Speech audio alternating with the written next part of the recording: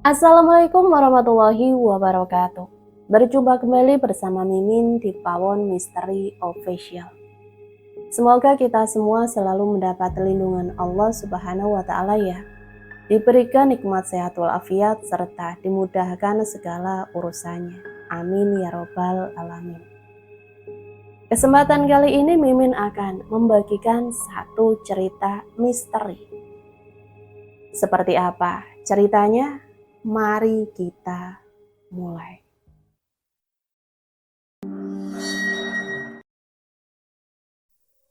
Pelan om, sakit. Rintihku menahan perih dan nyeri sekaligus.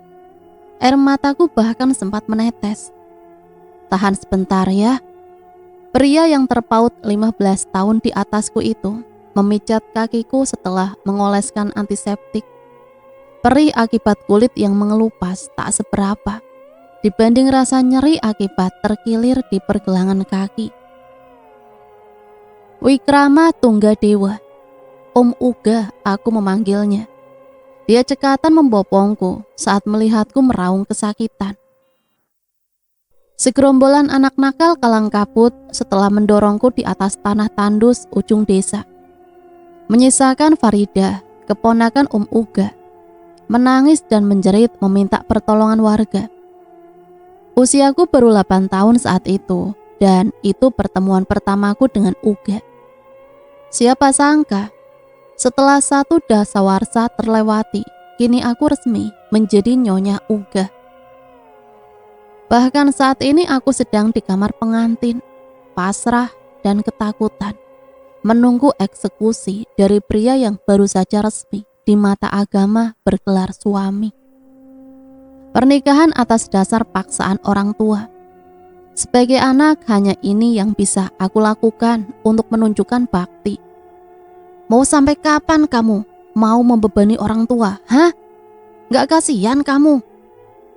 Anak mana yang tidak sesak mendengar kalimat itu? Bapak yang aku kira selama ini tulus membesarkan, ternyata menganggapku sebagai beban. Aku mencoba mencari pembelaan dari ibu, tapi justru ia memalingkan wajah dariku. Mataku tertumbuk pada saudara kembar yang tergeletak tak berdaya di atas ranjang. Mungkin benar, orang tuaku tentu kesulitan merawat kami berdua. Di bawah garis kemiskinan yang terus mendera, Juragan Uga berniat meminangmu. Terimalah biar beban kami berkurang. Dengan mata berkaca-kaca, aku mengangguk lemah. Suara lolongan serigala berpadu dengan gending gamelan. Semakin larut, suaranya kian kentara. Arahnya dari belakang rumah utama. Rimbunan kebun jagung juga pisang menjadi penghuni tanah kosong belakang rumah. Juragan Seno, mertuaku itu, adalah seorang tuan tanah tersohor. Mungkin inilah salah satu alasan orang tuaku begitu getol menyuruhku menerima pinangan putra bungsu sang tuan tanah. Mengabaikan olokan tetangga, di mana gadis yang baru saja melepas seragam SMA-nya bersanding dengan pria yang telah 4 kali menduda. Itu artinya aku adalah istri kelima paman kandungnya Farida itu. Anehnya keempat istrinya meninggal semua. Tak lama setelah pernikahan, bahkan kata orang ada yang baru 20 hari menikah sudah meregang nyawa. Rumor yang mencuat, istri-istri suamiku dijadikan tumbal oleh Juragan Seno. Ada pula yang mengatakan mereka menanggung karma dari Juragan Seno yang gemar bermain wanita, hingga istrinya kabur tanpa kabar berita. Simpang siur dongeng memasuki telingaku saat mereka tahu aku akan menikah dengan Uga. Suara langkah kaki terdengar mendekat. Tubuhku meringkuk semakin ketakutan. Dia manusia, aku yakin. Tapi justru kadang takutku kian meningkat. Suara handle pintu ditarik, disusul suara pintu terbuka dan tertutup kembali. Kembali suara langkah kaki mendominasi. Dia mendekat, dekat, semakin dekat. Dek, Panggilan itu terdengar bagai bom yang mengerikan bagiku. Tubuhku menggigil di balik selimut, kaku, ludahku terasa membeku. Terpaan sinar lampu membentuk bayang tangan dari balik selimut. Tangan besar itu menarik ujung selimut yang berada di wajahku. Mampus, tamat riwayatku. Gusti, apa aku harus pura-pura pingsan? Geliat badan meregangkan otot dan persendian. Udara malam begitu menusuk tulang. Semalaman tubuhku meringkuk persis seperti udara beku. Tapi tunggu, kenapa rasanya nyaman sekali? Hangat, empuk dan lembut. Selama 18 tahun aku hidup, ini pertama kali tidurku begitu nyenyak. Berat kelopak mata membuka, remang cahaya lampu menyapa mata. Lamat suara tartil menggelitik rungu. Rintik gerimis berkolaborasi dengan suara katak, seolah menegaskan hujan datang sepanjang malam, mengeluarkan aroma tanah basah yang kusukai. Kekuatan hipnotis pria yang bergelar suami amat mumpuni. Fokus sepenuhnya tersita oleh sosok gagah berpeci. Koko putih yang melekat memantulkan cahaya lampu belajar, membuat wajah putihnya kian bersinar. Shadaqallahul azim. Uga mengakhiri aktivitasnya. Dia mendekat, duduk berhimpitan di ranjang bersamaku. Sudah bangun? Sial, apakah ia pangeran Arab? Senyumannya, duh Gusti, pantas bisa nikah sampai 5 kali. Kenapa semalam tidur di bawah? Betapa saktinya mantra pemikat milik Uga. Otak dunguku semakin kentara di hadapannya. Bukannya saat pertama kali membuka mata, aku merasakan keanehan karena tidurku nyaman. Sedangkan semalam, setelah adegan pura-pura tertidur, Uga turut serta dengan memelukku. Ketika dengkur halusnya terdengar, aku mengendap tidur di pojok ruangan. Apa dia yang memindahkanku? Aku ngelinding. Ya, menggelinding aku. Benarkah? Mana yang sakit? Tangan besar itu singgah di beberapa bagian tubuhku. Wajah, bahu, tangan, kaki. Padahal yang sakit jantungku. Jantungku tidak normal, Om Uga. Dek Rara, Chandra, Kirana, kau baik-baik saja? Ngelindur, aku sering tidur sambil berjalan. Dosa pertama dengan status istri, berbohong pada suami. Supu pertama sebagai menantu di rumah besar Juragan Seno. Aku mendapat fakta yang bertolak belakang. Kawasan rumah ternyata memiliki musola untuk berjamaah keluarga dan para pekerja. Mertuaku sendiri yang bertindak sebagai imam sholat. Bagaimana mungkin manusia dengan bacaan ayat Al-Quran yang begitu fasih, bahkan tajwid dan makhraj huruf mumpuni, bersekutu dengan jin. Setiap bulan membagikan zakat kepada rakyat miskin, tapi justru masyarakat sekitar enggan menerima karena takut ada timbal balik nyawa. Mana yang harus aku percaya? Omongan orang di luar sana atau fakta yang terpampang nyata? Om, mau kemana? Tanyaku saat melihat Uga telah rapi dengan kemejanya. Mas, ralatnya dengan tersenyum. Mau kerja dong, Dek, biar bisa kasih makan istri kecilku ini. Kenapa dia senang sekali mengusap kepalaku sih? Aku tidak mau mati muda, Om. Sepeninggal Uga, aku seperti anak ayam kehilangan induknya. Apa yang harus aku lakukan di tempat asing? Semua pekerjaan rumah sudah diambil alih oleh para pekerja. Iseng aku menuju ke dapur. 2 orang wanita parubaya sedang berbincang. Tangan mereka terampil memotong sayuran. Satu lagi mengelap alat makan yang kurasa baru saja selesai dicuci. Bi, aku mau bantuin boleh? Doro, istirahat saja, sini duduk. Satu di antara mereka menarik kursi untukku. Dia bernama Sumirah. Asalnya dari Purworejo. Merantau ke Kebumen karena harus mencukupi 2 anaknya dan suami yang memiliki kekurangan fisik. Bagaimana semalam tidurnya, Doro? Tanya Sumi, disambut tawa cekikikan oleh rekan seprofesinya. Namanya Galuh, mungkin umurnya hanya beberapa tahun di atasku. Rupanya mereka berasal dari kampung yang sama. Nyenyak banget, Pi. Cerita gimana malam pertamanya dong, Doro? Celetuk Galuh langsung mendapat teguran dari Sumi. Tak tahan menghadapi dua orang itu, aku pamit ingin berkeliling rumah.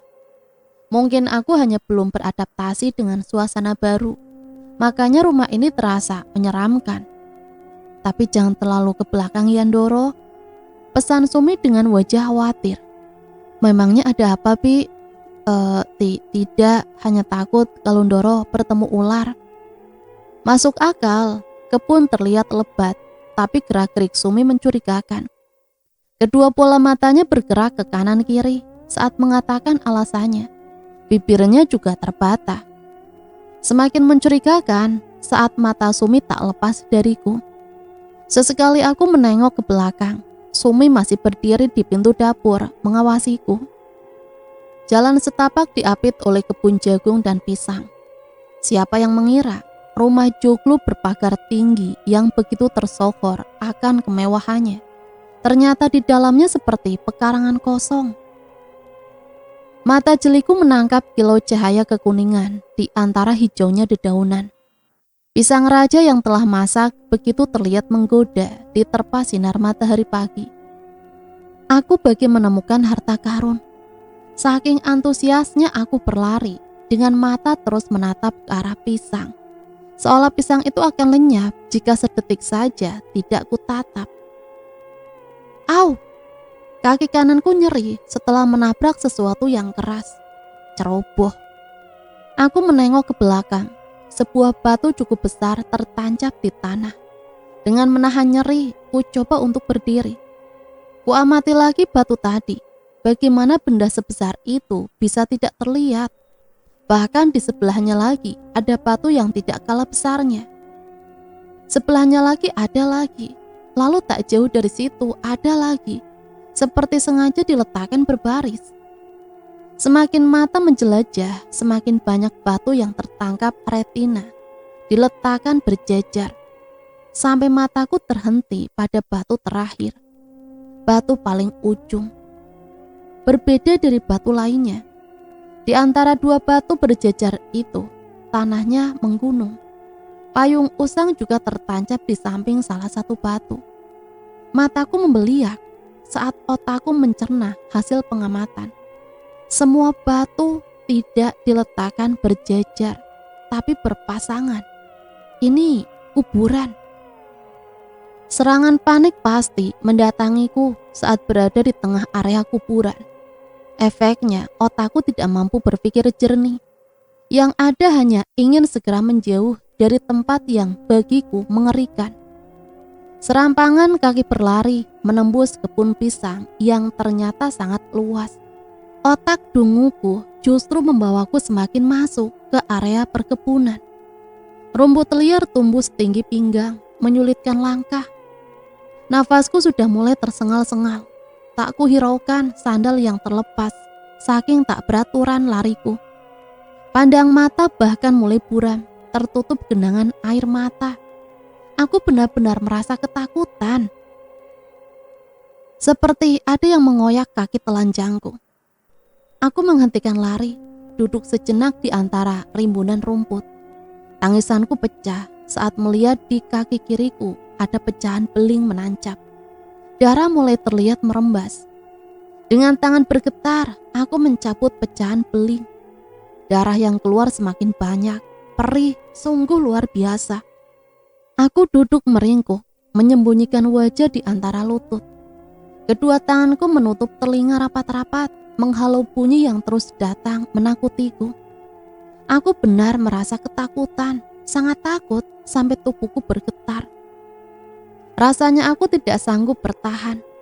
Kepalaku tegakkan akibat kesulitan bernafas, mencari pasokan oksigen yang tiba-tiba terasa menipis. Tidak ada yang bisa aku lakukan selain menangis. Tubuhku sudah lemah, bahkan mual mulai terasa. Rasanya seperti ada tangan yang mencekik leherku. Jangan mau, Nduk, atau kamu bakal mati muda seperti istri-istri juragan Uga sebelumnya. Kamu harus hati-hati, Nak, harus jaga sholat dan baca Quran di sana.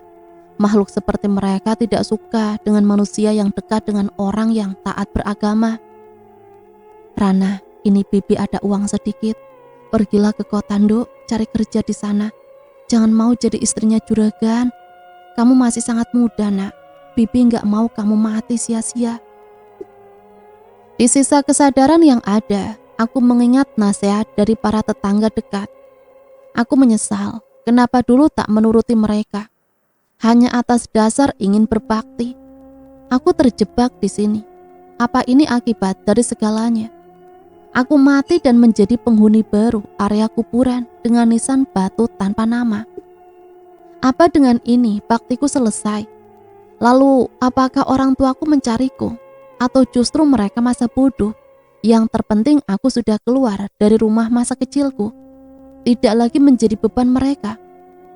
Rasa sesal kian merajai saat tiba-tiba wajah terluka seorang lelaki melintas. Seandainya diberikan kesempatan hidup lebih lama, aku ingin menemuinya lagi. Kamu tega, Nak. Rinti Bagus, kekasihku. Waktu itu dia datang menemuiku dan menumpahkan tangis perpisahan saat mendengar aku akan segera menikah dengan Uga. Kami menjalin hubungan sejak kelas 11. Itu adalah kali pertama kami melakukan kontak fisik selama 2 tahun berhubungan. Bagus memelukku erat. Tolong batalkan, Nak. Aku janji akan segera bekerja dengan keras agar bisa memiliki uang untuk melamarmu. Bagus memohon dengan wajah penuh harap, bahkan merendahkan diri, berlutut di depanku, memeluk kedua kakiku. Beri aku waktu, Nak, 3 tahun, aku janji. Wajah terlukanya semakin kentara saat melihatku memalingkan wajah, menggeleng lemah. Ya Tuhan, bahkan kata maaf belum sempat aku ucapkan untuknya. Tolong jangan sekarang. Aku sudah sepenuhnya pasrah. Bahkan aku membiarkan serangga yang berdatangan mengerubungi kakiku yang terluka.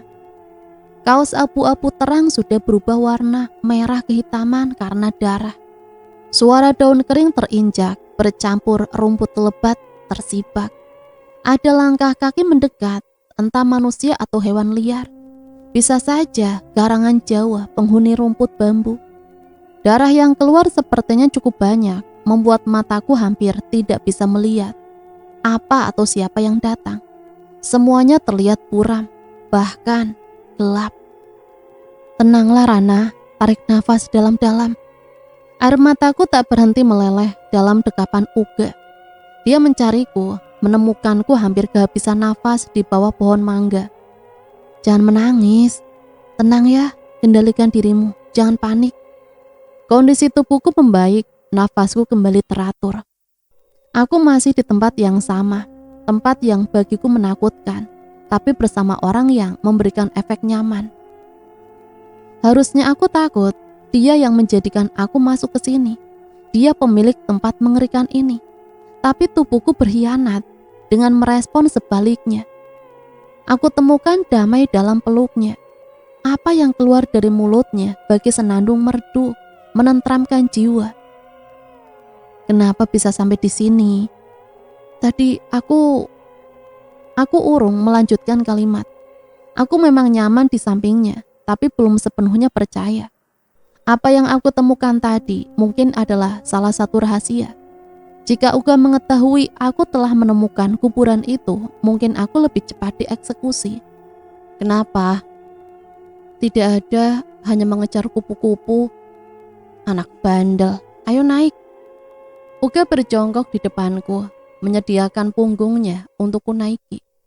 Gila, kenapa suasana berubah saat aku berdiri? Tempat ini seperti terkena sulap, ramai. Bukankah tadi tak ada satupun manusia kecuali diriku? Dari punggung Uga, aku bisa dengan jelas melihat 2 orang pria sedang memotong pelepah gedebuk yang sudah mengering.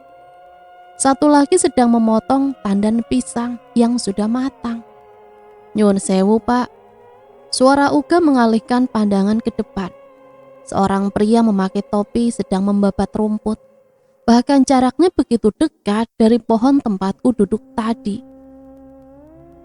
Bunyi benda saling berbenturan terdengar, asalnya dari sebelah utara.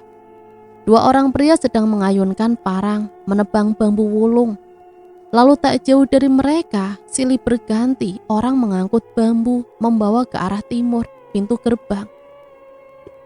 Sebenarnya dari mana datangnya mereka? Aku yakin tadi belum sempat pingsan. Tapi kenapa aku tidak menyadari mereka datang? Keberadaan mereka begitu dekat di sekelilingku. Uga dengan telaten mengurusku. Aku bak bayi besar. Bahkan makan Uga suapkan. Padahal tanganku masih berfungsi dengan baik. Ada apa? Mungkin dia menyadari aku memendam kata. Sedari tadi menatapnya, tapi ragu berucap. Aku ingin pulang. Sendok yang dipegang Uga terlepas, menimbulkan denting yang cukup nyaring. Jangan.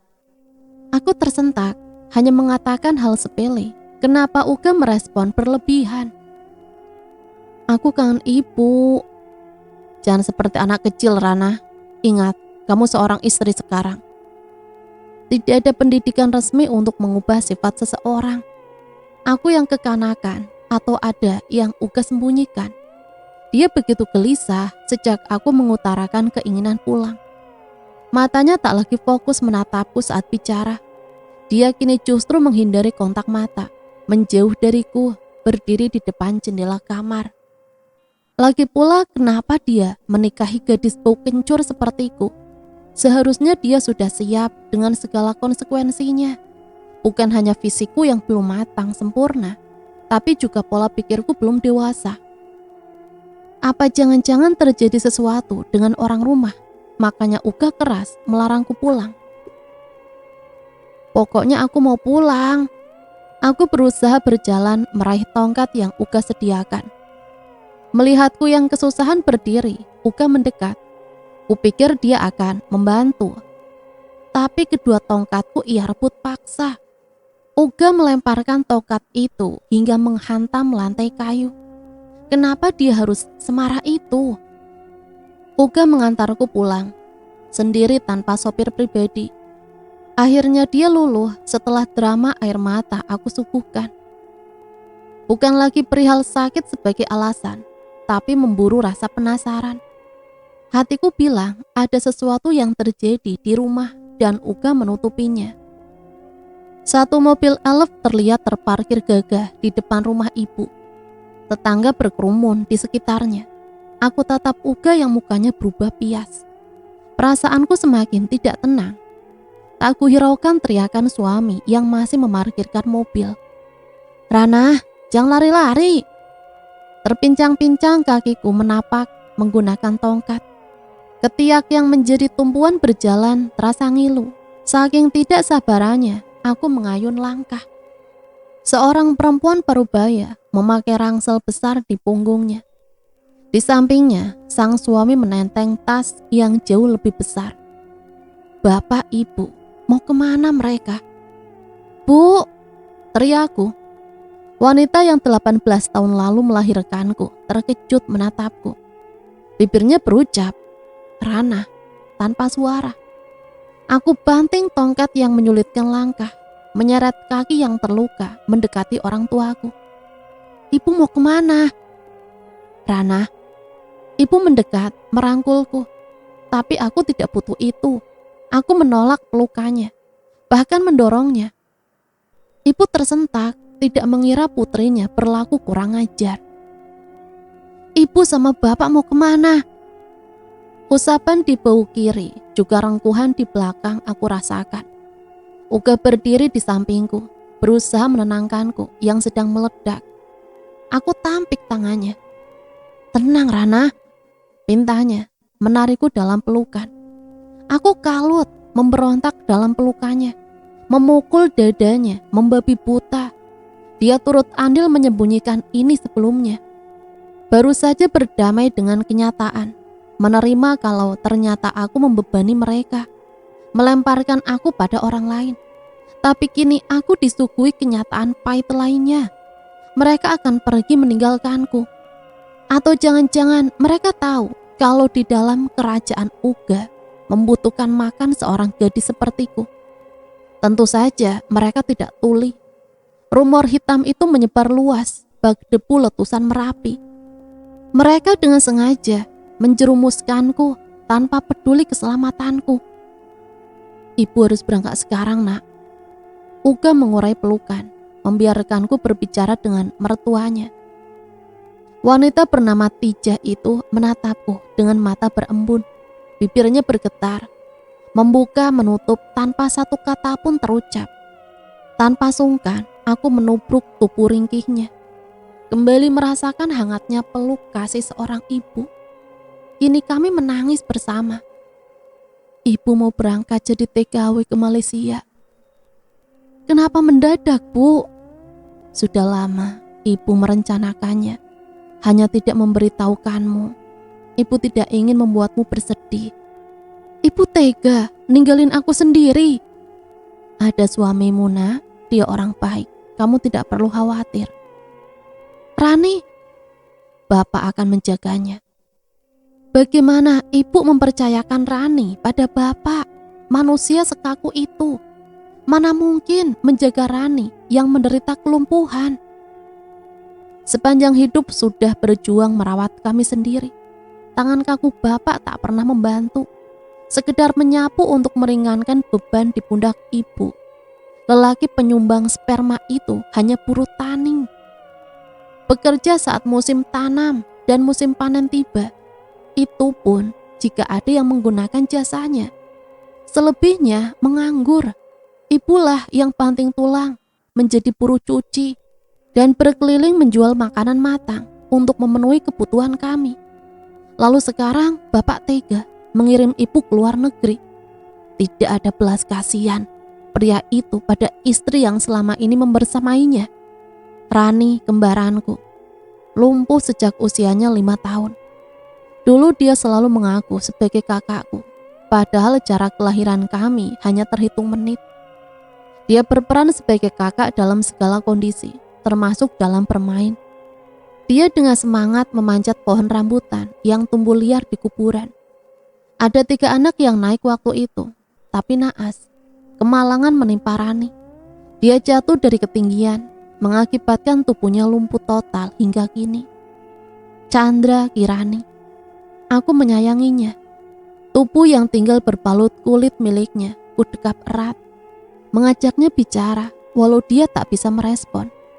Hanya sekedar geraman dan teriakan sebagai tanda dia mendengar lawan bicara. Air mata Rani menetes ke samping. Aku menceritakan tentang ibu. Akhirnya berat hati tadi aku melepas kepergiannya dengan air mata. Tidak bisa begitu, Pak. Suara Uga mampir ke telingaku. Shh, jangan keras-keras, nanti Rana dengar. Itu suara Bapak. Dia seperti berbisik. Aku memang tadi tertidur setelah kelelahan menangis. Mungkin mereka tidak tahu kalau aku sudah bangun.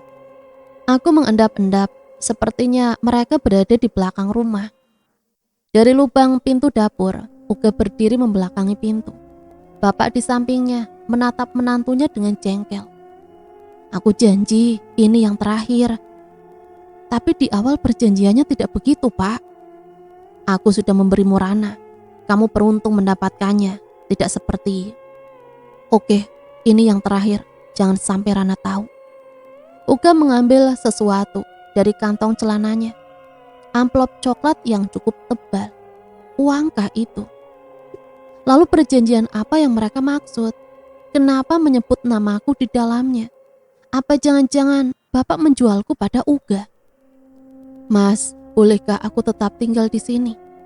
Takut-takut aku sampaikan keinginan pada suami. Jarak pabrik semakin jauh, nak. Uga bekerja di pabrik gula milik bapaknya. Dia menghandle perkebunan tebu, juga pabrik sekaligus. Bukan, maksudku Mas pulang saja. Mana bisa begitu, suami istri tinggal terpisah, nak. Kalau begitu, Mas harus berkorban untuk tinggal di sini. Terus terang aku semakin takut berada di rumah Uga. Setelah menguping tadi, aku yakin Uga memang menikahiku karena mempunyai suatu tujuan. Sebenarnya kamu kenapa tiba-tiba berubah? Bukankah tadi kamu bilang hanya mampir sebentar? Rani, bagaimana dengannya? Aku tidak tega meninggalkannya sendiri. Oke, aku mengerti. Kita bawa Rani. Kamu boleh merawatnya.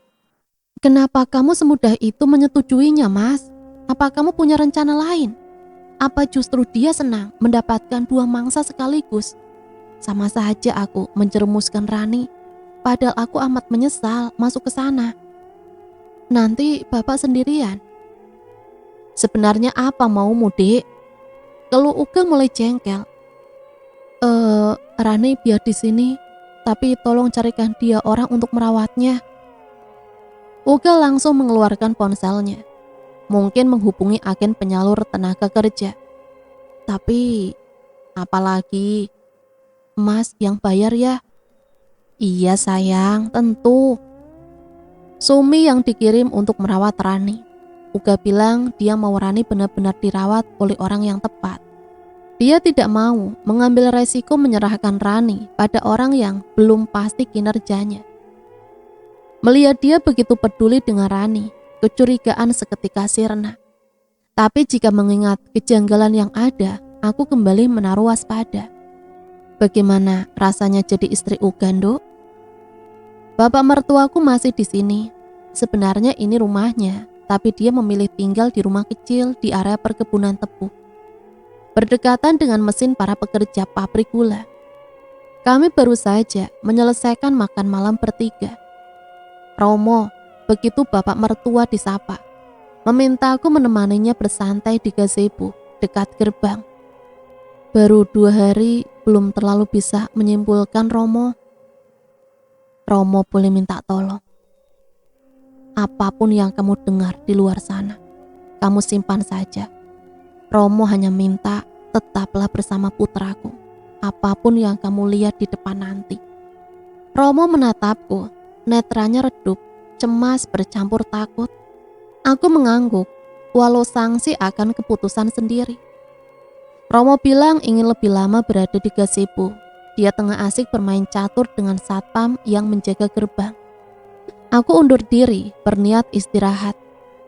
Tapi langkahku berbelok saat melihat punggung tegap suami mengarah ke dapur.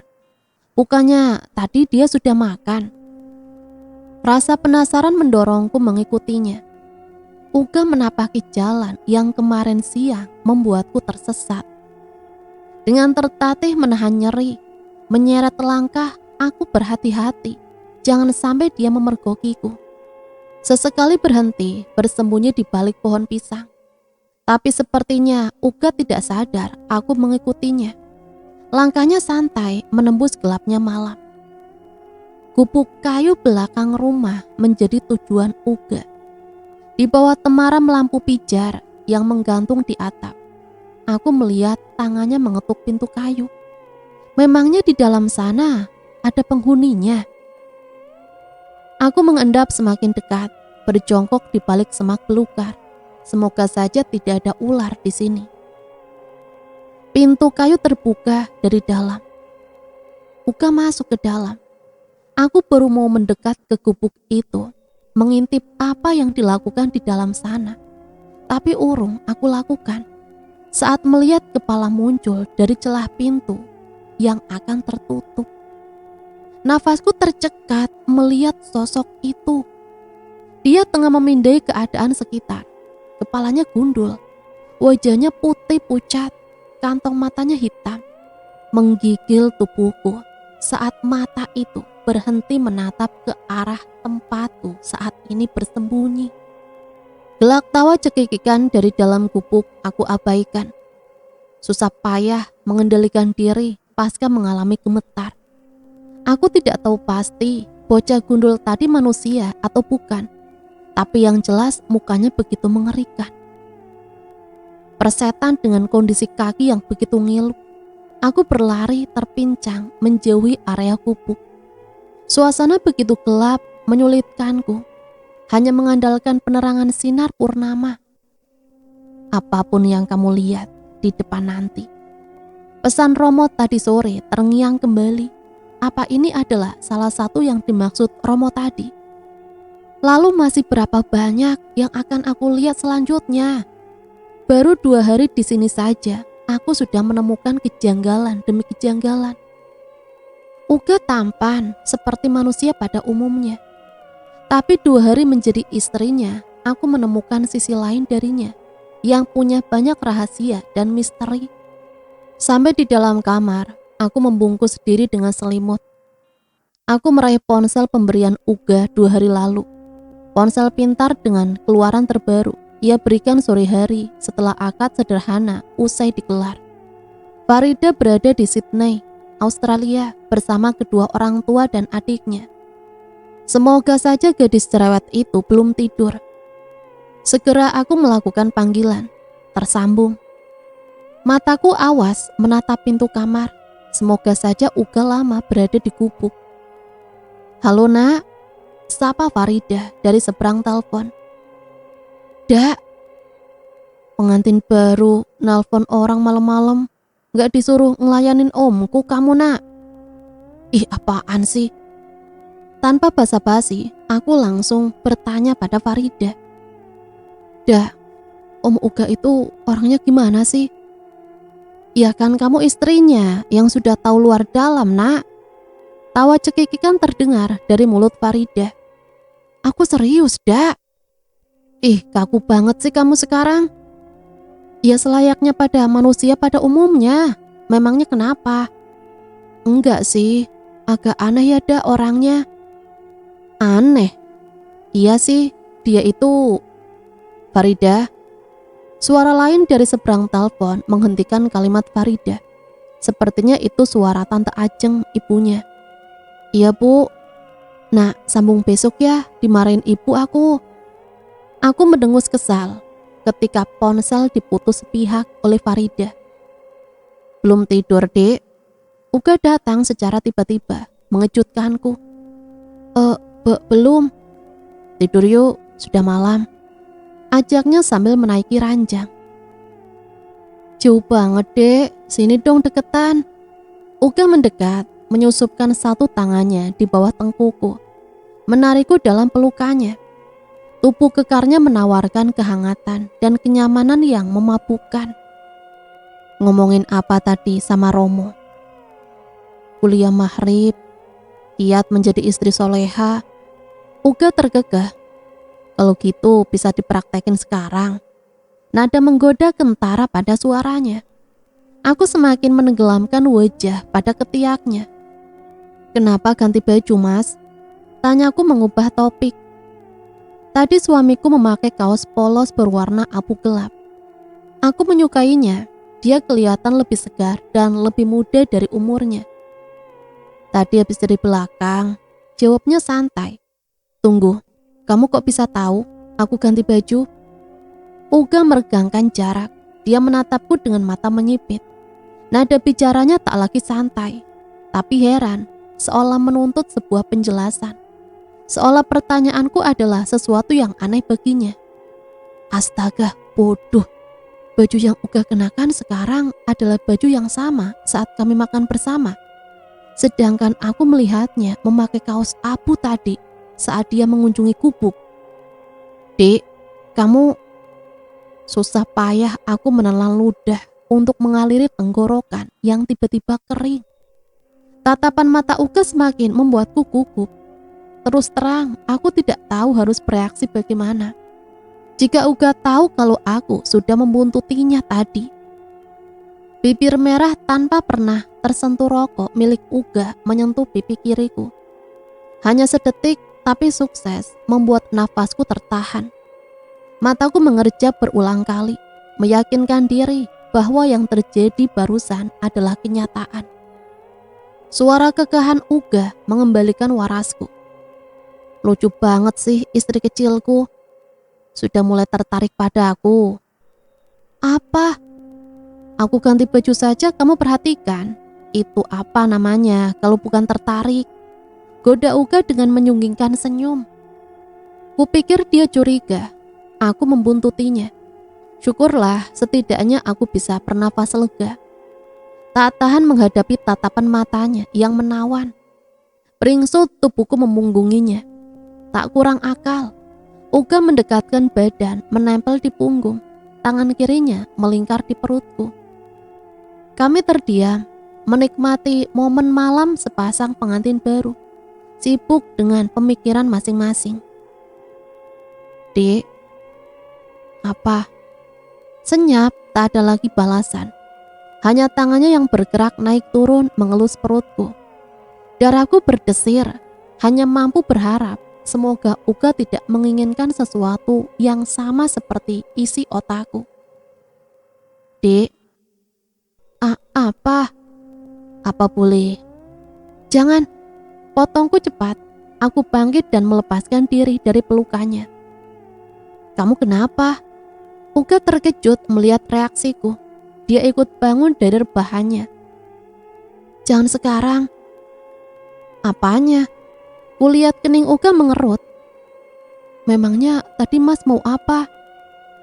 Mau minta izin bawa Rani berobat. Ya Tuhan, aku malu. Oh, semoga saja dia tidak menangkap apa yang ada di pikiranku tadi. Memangnya masih bisa disembuhkan. Tidak ada salahnya dicoba. Aku akan membawanya ke pengobatan alternatif. Sepertinya Rani bukan sakit medis. Dulu dia lumpuh karena jatuh dari pohon di perkebunan kan? Analisa Uga ada benarnya. Pohon yang dipanjat Rani hanya sekitar 3 meter. Tapi efek jatuh dari pohon itu sangat fatal. Tidak hanya tubuhnya, suara Rani pun menghilang. Padahal tetangga yang jatuh dari pohon kelapa saat mengambil nirah hanya lumpuh kakinya. Mungkin saja ada penyebab lain atas apa yang menimpa Rani. Mengingat waktu itu hari mulai surup. Waktu yang disukai makhluk tak kasat mata. Dulu ada seorang tetangga yang sudah sepuh menyarankan ibu untuk membawa Rani ke Sangkal Putung. Sebuah pengobatan tradisional yang sudah tersohor menangani masalah syaraf dan persendian. Tapi bapak melarang, mempermasalahkan biaya yang mahal. Akhirnya Rani hanya dibawa ke puskesmas menerima pengobatan seadanya. Tak ada salahnya dicoba, aku pun mengiyakan usulan Uga. Mentari pagi ini redup. Sinarnya terhalang mendung tebal hitam. Sepertinya hari akan hujan. Doro, mau bantuin saya ya? Boleh, bantu apa? Petikan buah naga Doro, mau bikin jus ini. Berbekal sebilah pisau dan keranjang, aku menyusuri jalan setapak menuju kebun buah naga. Tempatnya di depan kandang sapi sebelah selatan gubuk. Para pekerja sedang mencancang rumput untuk pakan sapi. Mereka memang dipekerjakan untuk mengurus. Tidak kurang dari 30 ekor sapi dari berbagai jenis. Mau metik buah Doro? Sapa salah satu pekerja. Aku mengangguk, menyunggingkan senyum ramah.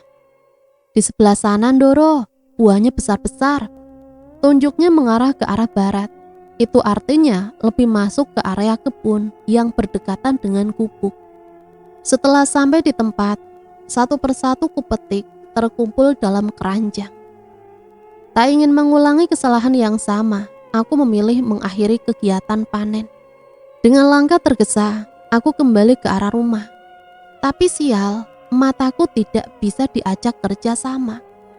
Dua bola mata terus saja melirik kanan kiri, menguak rasa penasaran. Otak memberi mandat agar kakiku berhenti.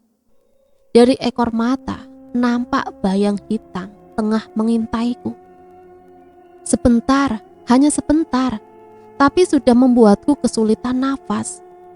Sosok perempuan berbalut pakaian dan penutup kepala serba hitam berdiri tak jauh dariku. Dia menatapku tajam, seperti menyuarakan aura kebencian yang mendalam. Bibir dan wajahnya pucat, lingkar matanya begitu hitam. Hanya satu warna yang mencolok dari wajahnya. Warna merah yang membentuk 2 garis vertikal menghubungkan hidung dan bibir atasnya. Itu darah. Menjalani hidup sebagai istri Uga memang sangat menjengkelkan. Aku harus terbiasa hidup berdampingan dengan segala keanehan yang ia ciptakan. Genap sebulan menjadi istrinya, aku amati seringkali dia menghilang kala tengah malam. Suara gamelan yang mengalun ternyata bukan cuma ada di malam Jumat Kliwon, tapi juga Selasa Kliwon. Yang paling membuatku tidak tahan adalah menghadapi teror yang cukup membuat ciut nyali. Sejauh ini aku masih menyimpan rapat karena sejatinya tidak tahu harus berkeluh kesah pada siapa. Kakiku menyusuri jalan setapak yang memisahkan kebun jagung dan pisang. Kali ketiga, aku melalui jalan yang mengarah ke gubuk misterius. Aku belum yakin gubuk itu berpenghuni atau tidak. Jikapun ada penghuninya, itu manusia atau bukan. Bocah gundul waktu itu contohnya. Jendela dan pintu gubuk tertutup rapat. Tidak ada tanda-tanda kehidupan.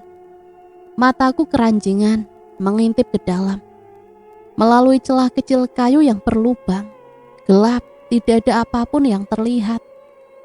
Tak kurang akal, aku mencari akses lain, memutari samping gubuk, dan sialnya sama dengan bagian depan. Kakiku terus menyusuri sampai bagian belakang. Terdapat sumur tua dengan kerekan timba yang berkarat. Aku mendekat, ingin melihat keadaan airnya. Biasanya kalau sumur yang tidak terpakai, pasti airnya keruh, bahkan hijau. Aku sudah peringatkan, jangan sentuh istriku. Suara Uga terdengar disertai geraman. Mataku menatap sekeliling, mencari keberadaannya. Di sana, di pagar bataku yang menjulang tinggi, punggung Uga terlihat. Aku mengendap, mencari tempat yang tepat untuk menguping. Pohon sawo yang cukup besar, kupilih untuk menyembunyikan tubuh mungilku. Dari sini aku bisa melihat dengan jelas apa yang Uga lakukan, juga dengan siapa dia berinteraksi. Mataku melotot saat melihat siapa yang jadi lawan bicara Uga. Dia sosok yang aku temui di kebun buah naga waktu itu. Dari postur tubuhnya yang kulihat sekilas tadi, dia sosok yang sama, yang mengirim pesan tinta darah. Sosok berwajah pucat, putih, seorang perempuan. Aku tidak bisa mendengar dengan jelas apa yang mereka bicarakan. Suaranya begitu lirih tanpa tenaga. Hanya suara sepihak dari Uga yang terdengar indra. Aku sudah jelaskan alasannya berkali-kali. Nada bicara Uga seperti menahan emosi. Perempuan itu menampilkan raut sedih. Jangan membuatku marah, Hes.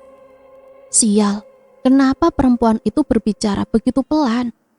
Aku ingin beranjak mendekati mereka, tapi yang terjadi di depan sana menahanku. Perempuan berwajah pucat itu melotot dan meronta. Tangan Uga mencekik lehernya.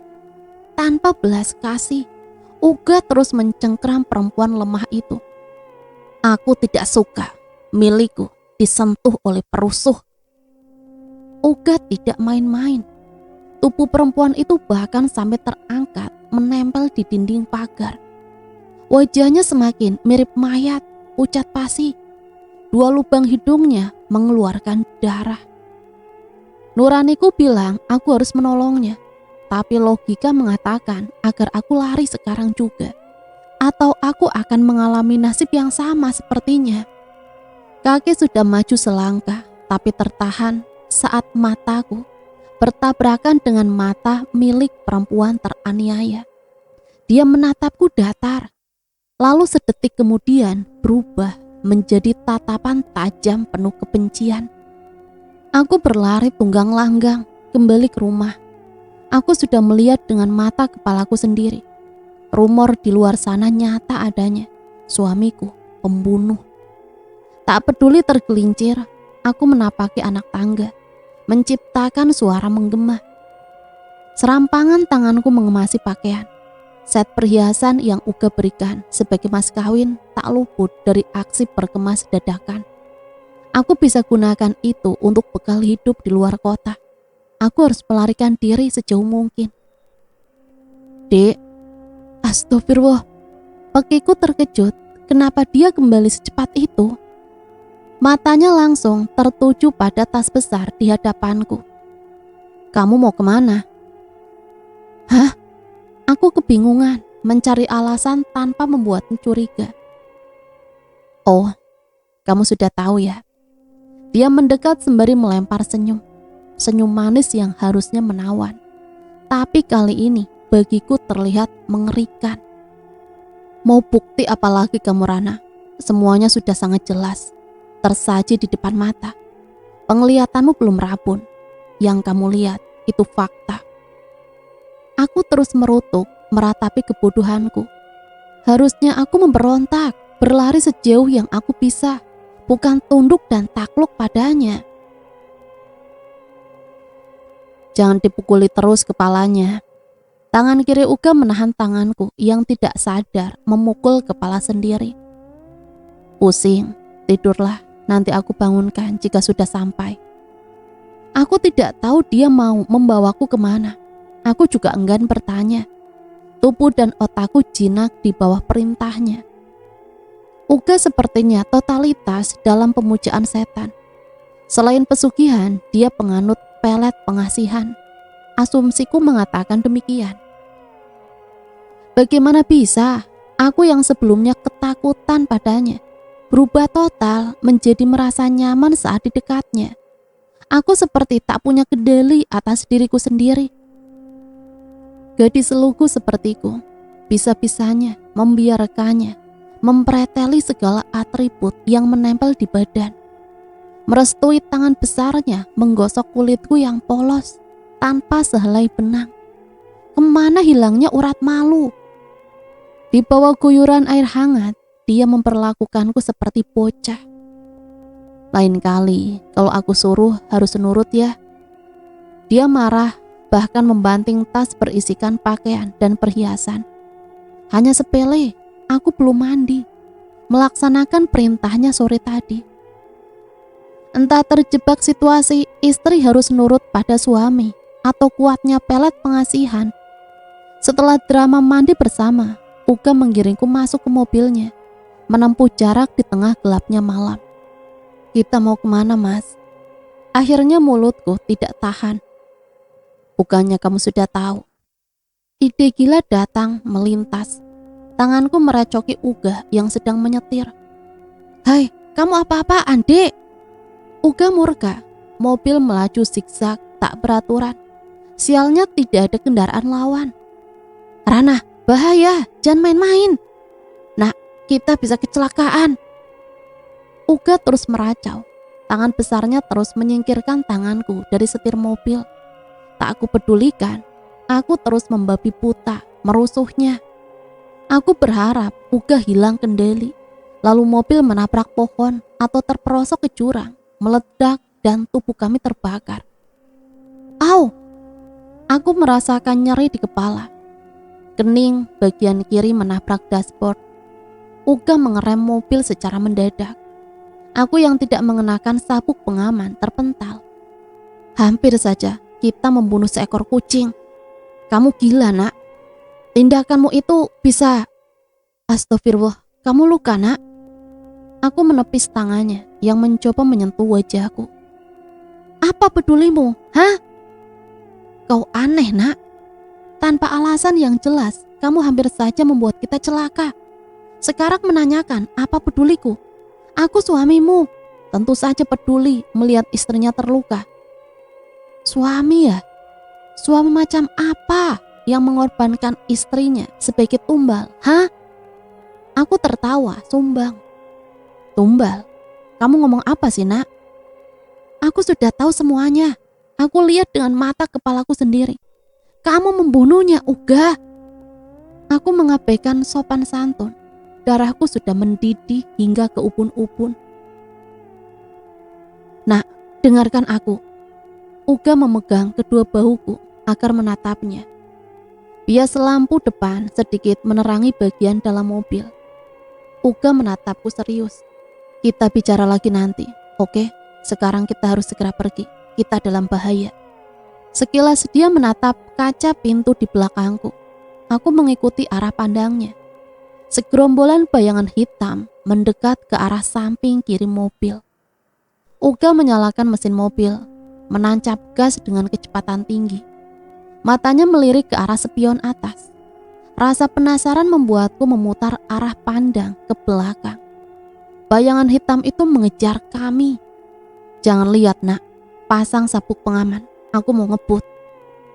10 menit yang lalu, aku berharap kami berdua mati.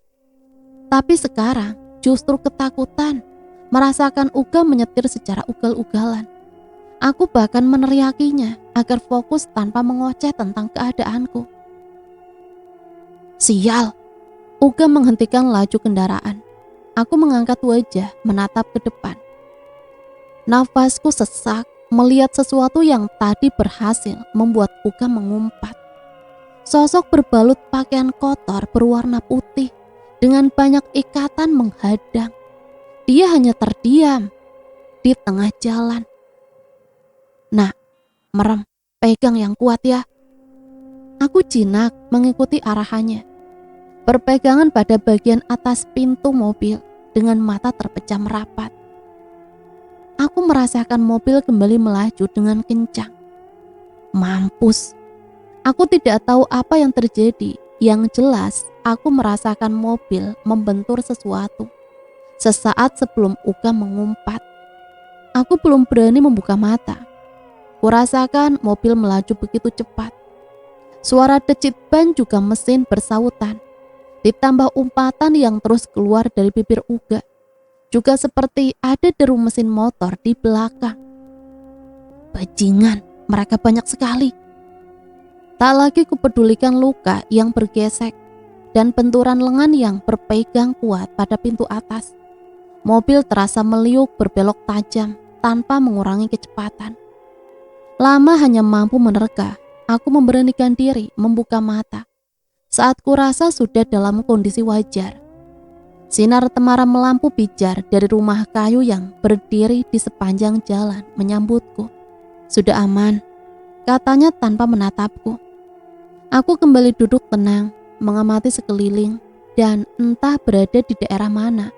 Rumah masih sangat sederhana, juga deretan pohon karet di samping kanan jalan. Tepat di depan rumah bagian kanan, sebuah papan kayu besar berdiri. Papan bercat putih yang sudah usang itu terdapat sebuah tulisan, Sangkal Putung. Tidak ada yang paling membahagiakan selain menemukan harapan di tengah keputusasaan. Rani berdiri dengan tangan terbuka lebar, menyambutku dengan pelukan hangat. Bibir yang selama ini tak dapat bergerak menawarkan senyum ceria. Dia sembuh. Aku berlari mendekap tubuh kurusnya, memeluknya erat. Seolah kita lama tidak berjumpa. Padahal baru sebulan lalu kami tidur bersama setelah menangisi kepergian ibu. Pelan-pelan, Dik. Uga mengusap punggungku, mengingatkan bahwa tindakanku berlebihan. Jangan nangis. Ya Tuhan, aku merindukan suaranya. Belasan tahun aku tidak mendengarkannya. Hanya 2 kata yang terucap, tapi terasa bagai oase di tengah gurun, memuaskan dahagaku. Isak tangis membuat kami menyudahi suara haru. Sumi, dia yang selama ini mengasuh dan mendampingi Rani, menangis terseduh. Tentu tidak mudah menjadi dirinya, tapi dia mampu. Kami berdua menatap Sumi. Wajahnya banjir air mata bercampur tawa yang dipaksakan. Sumi mendekat. Kami bertiga saling berpelukan erat, menumpahkan segala rasa yang tercipta. Sudah dong acara nangis-nangisnya. Satu-satunya pria yang sedari tadi kami abaikan meminta perhatian. Sekarang Chandra Kirana sama Chandra Kirani foto dulu ya. Pinta Uga mengatur kami berdua berjajar. Kilat lampu flash dari ponsel menyala. Sedetik kemudian aku menghambur ke arah suami, melihat hasil cepretannya. Cantik kan Rani ya? Komentarnya sembari memandangi foto kami berdua. Walau wajah kami sama, tetap saja aku kesal jika dibanding-bandingkan. Satu cupitan keras mampir di pinggang kanan Uga. Aduh, sakit dek. Supu sebentar lagi datang, menunggunya sembari mengistirahatkan badan. Kamar untuk keluarga pasien berbeda gedung, letaknya di sebelah utara gedung kamar Rani tadi. Kami tidur miring saling berhadapan. Mata Uga terpejam, tapi aku tahu dia belum tidur. Tidur dek, nanti subuh aku bangunin. Terima kasih, ucapku tulus. Bibir mengulas senyum, tapi tak ada balasan darinya. Kenapa tadi di jalan tiba-tiba marah? Senyumku surut, Uga merusak moodku. Jangan bahas itu. Hening melanda, kami sibuk dengan pikiran masing-masing. Jemari Uga meraih tanganku, menggenggamnya. Ibu jarinya naik turun, mengelus punggung tanganku. Lalu membawa ke bibir merahnya, memberikan 2 kecupan ringan. Kenapa kamu lakukan itu? Akhirnya aku yang memulai pembahasan. Rasanya bibirku sudah gatal. Kening Uga berkerut, tidak menangkap arah pertanyaanku. Istri-istrimu, kenapa kamu membunuh mereka semua? Membunuh? Kenapa kamu menuduh aku membunuh? Mereka meninggal, Kak. Tidak perlu melakukan pembalasan, Mas. Aku sudah tahu semuanya, bahkan lihat sendiri. Uga gusar, mungkin karena merasa kedoknya terbongkar. Dia tidak lagi tiduran, duduk dan menatapku tajam. Kamu ngomong apa sih, Nak? Lihat apa? Cih, malah sekali menghadapi orang seperti Uga, sembunyi di balik wajah polosnya. Aku ikut duduk. Perempuan berpakaian hitam yang kamu cekik di pagar belakang. Aku lihat kamu membunuhnya, Uga. Kak, kamu lihat. Lihatlah, suaranya bergetar. Dia gugup. Bibirnya berulang, membuka dan menutup. Seperti ingin mengatakan sesuatu, tapi tak ada satu kata pun terlontar. Bahkan hingga 5 menit berlalu. Setelah zuhur kami kembali ke rumah. Padahal rencananya kami akan menginap sehari lagi. Rani masih harus menjalani terapi paling tidak seminggu lagi. Uga bilang dia ingin membawaku ke suatu tempat untuk mematahkan semua tuduhanku. Aku tidak mengiyakan, juga tidak menolak. Bibirku tetap bungkam sejak pertengkaran sebelum subuh tadi. Dia juga sama sekali tidak melakukan pembelaan, juga tidak menyangkal semua tuduhannya. Uga tidak membawaku ke rumah, melainkan melipir ke ujung desa. Dia bilang ingin memperkenalkanku pada ibunya. Tanah di perbatasan desa berada di pesisir pantai selatan. Mobil berbelok di pertigaan sekolah dasar, melewati jalan berbatu, samping kanan penuh dengan tanaman jambu kristal. Melewati perempatan dengan papan petunjuk jalan, tertulis Gang Buntu. Uga masih lurus menjalankan mobilnya. Rumah warga semakin jarang dan tiba di rumah paling ujung pun mobil belum berhenti. Sampai di pekarangan kosong yang cukup luas. Uga mematikan mesin, dia mengajakku turun. Pagar batoko menjulang kokoh di depan sana. Gerbang kayu dengan ukiran wayang berdiri gagah, menyambut siapapun yang datang. Di atasnya terdapat tulisan aksara Jawa, Astana Tunggang Dewa. Uga membuka gembok yang membelenggu. Hamparan rumput Jepang sebagai lantai dalam pagar. Rimbunan kembang Kamboja putih menjadi satu-satunya jenis pohon yang tumbuh di sini. Uga menarik tanganku agar terus masuk sampai dia menghentikan langkah. Aku yang di belakangnya juga mengikutinya. Sebuah gundukan tanah berselimut rumput Jepang. Di bagian ujung terdapat batu nisan hitam bertuliskan Narinta Dewi. Sungguh, aku amat membencinya. Dia sangat tidak layak kupanggil ibu. Ada rasa nyeri dalam sanubari mendengar kalimat menyakitkan dari seorang anak di depan makam ibu kandungnya. Uga menampilkan sisi lain dari dirinya. Dia dingin. Tapi Romo terus membujukku agar berbesar hati membukakan pintu maaf. Kamu pasti mendengar berita busuk di luar sana kan? Aku mengangguk. Sejurus kemudian mendapat senyum miring dari Uga. Dia menatapku, cemooh. Dia, wanita menjijikkan, lari bersama pria lain hanya demi hasratnya. Padahal kamu tahu. Uga kembali menatapku. Kini matanya redup, tersirat luka di sana. Romo banting tulang untuk mengangkat derajat kita. Apa cinta sebodoh itu? Romo tetap menunggunya, tidak peduli melihat perempuan hina itu berzinah di depan matanya. Bahkan mengalihkan isu perselingkuhan terhadapnya. Romo tidak peduli dengan nama baiknya. Dia hanya ingin terus bisa menunaikan janji kepada kakek untuk melindungi perempuan pezinah itu. Aku benci perempuan, nak. Dek, tubuhku kaku mendengar kalimat terakhir suamiku. Apa rasa sakit hatinya terhadap perempuan yang telah melahirkannya, membentuk pribadi menjadi seorang pendendam uluk? Apa dia berulang kali menikah untuk melampiaskan kebenciannya terhadap perempuan? Andai dapat memutar kembali waktu, pasti aku lebih memilih kabur. Tidak peduli dengan bukti yang selama ini aku junjung. Siapa yang mau menikah dengan pria terindikasi psikopat? Otakku membayangkan jika Uga membunuhku di sini, meninggalkan mayatku begitu saja. Bagaimana dengan ibu dan Rani nanti? Pasti mereka mencariku. Aku mau pulang. Cicitku. Aku bernafas lega saat merasakan kepala Uga mengangguk. Sepanjang perjalanan ke rumah, tak ada yang bersuara. Bahkan sampai kami memasuki ruang tamu, aku ingin naik ke lantai 2, tapi Uga menahan lenganku. Masih banyak rahasia yang belum aku ungkap, nak. Ikut aku. Hari ini aku akan buka semuanya. Uga menarikku ke kebun belakang rumah, berbelok ke bagian kanan, menembus rimbunya pohon pisang. Ini jelas sekali mengarah makam. Tenanglah, ada aku, nak. Jajaran batu yang jadi nisan sederhana masih sama seperti sebulan yang lalu.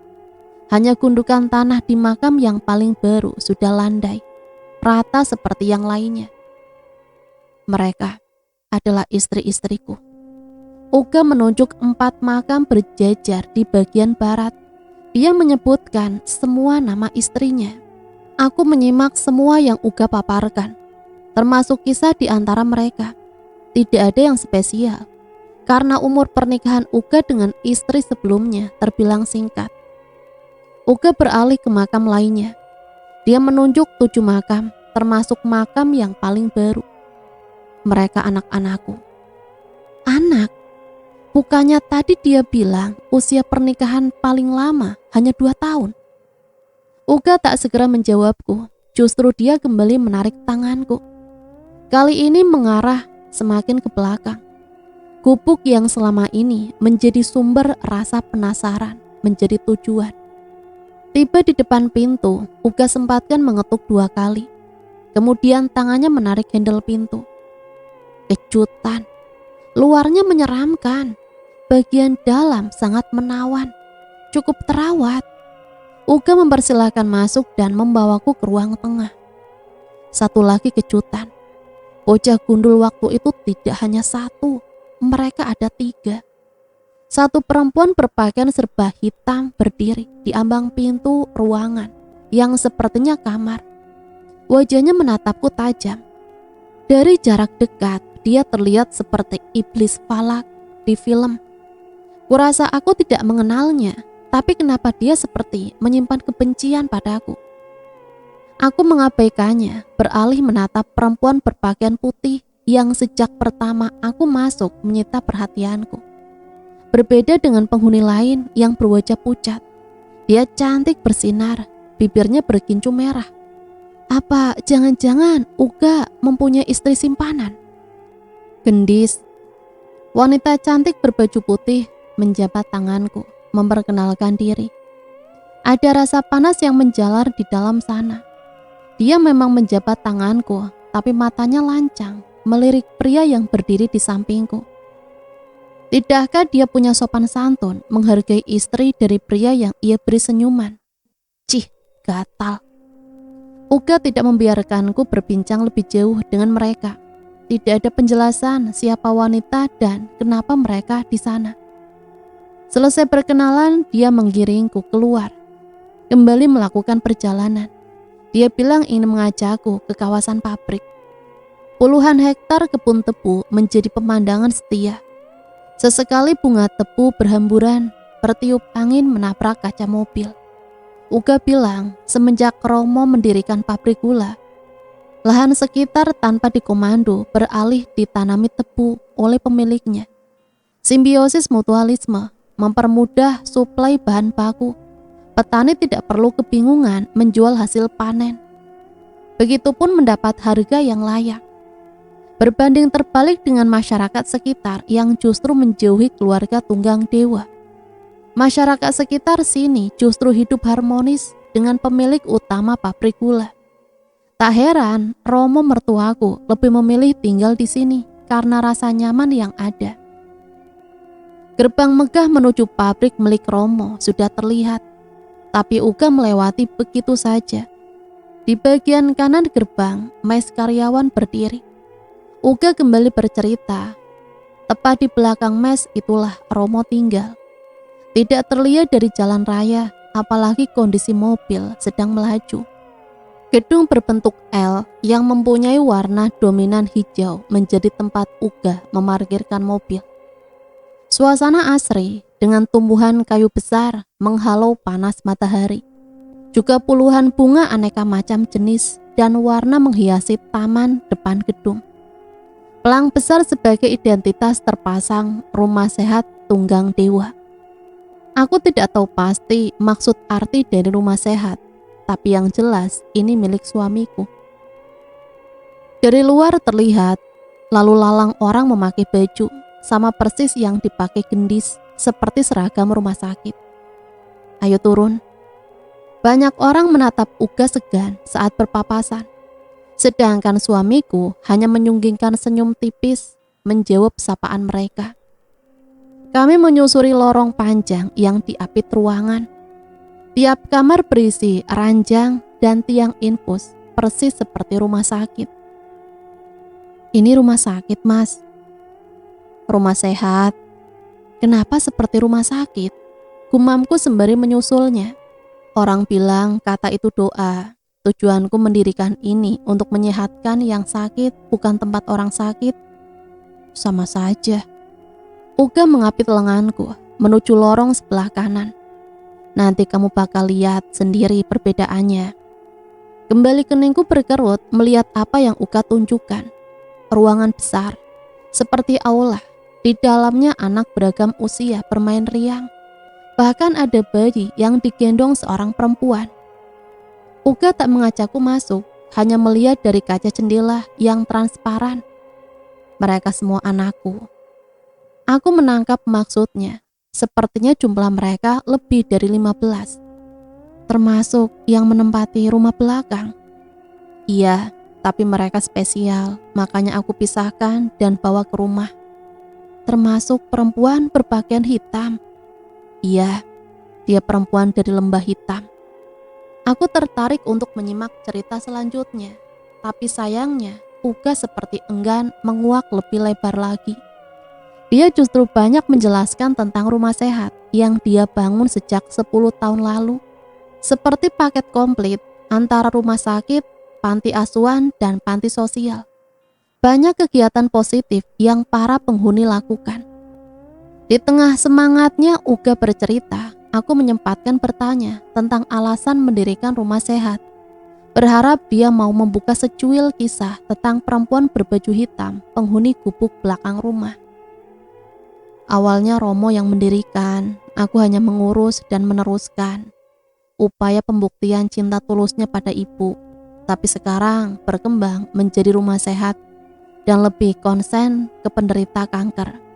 Romo tidak mau banyak orang mengalami hal yang sama seperti ibu. Ibu sempat terperosok ke lembah hitam. dia dijual oleh selingkuhannya. Seperti mendapat karma, dia tertular HIV. Dan penghuni rumah belakang juga sama. 3 orang anak itu adalah anak wanita pekerja malam. Hasil dari pekerjaannya, mereka tidak hanya mendapat uang, tapi juga keturunan. Sayangnya, juga dapat penyakit mematikan. Tak ada lagi hal yang mencurigakan setelah semua yang Uga sembunyikan sudah aku ketahui. Semua berjalan normal, layaknya suami istri pada umumnya. Aku menikmati peranku sebagai istri. Sesekali bertandang ke rumah bertemu Rani. Saudara kembarku sudah sembuh total. Saat ini tengah sibuk kursus baca tulis. Aku juga membantu Uga mengantar makan malam dengan menu khusus untuk penghuni gubuk belakang. Gendis, perawat yang ditugaskan menjaga mereka hanya bekerja sampai jam 4 sore. Tiap malam Uga turun tangan langsung merawat mereka. Makanya setiap malam, aku kadang-kadang kehilangan dia. Ternyata dia sedang ada di gubuk belakang. Dia juga sekarang rutin ziarah ke makam ibunya dan istri-istrinya. Kadang-kadang dia bersimpuh meminta maaf sambil menangis. Uga juga sekarang sering mengirim doa untuk para almarhumah. Sampai akhirnya arwah yang sering menerorku itu sekarang sudah tidak ada. Entahlah, apa mungkin itu arwah dari mantan istri-istri Mas Uga yang telah dibunuhnya. Yang pasti teror itu sudah tidak ada. Aku sudah merasa nyaman di sini, di rumah ini. Sampai akhirnya 6 bulan usia pernikahan kami, aku dinyatakan positif hamil. Itu membuat kami sekeluarga sangat bahagia, terutama Mas Uga. Dan cerita selesai sampai di sini. Semoga cerita ini bisa menemani hari-hari teman-teman semua ya. Sampai di sini Mimin pamit undur diri, mohon maaf apabila banyak salah kata. Matur nuwun, wassalamualaikum warahmatullahi wabarakatuh.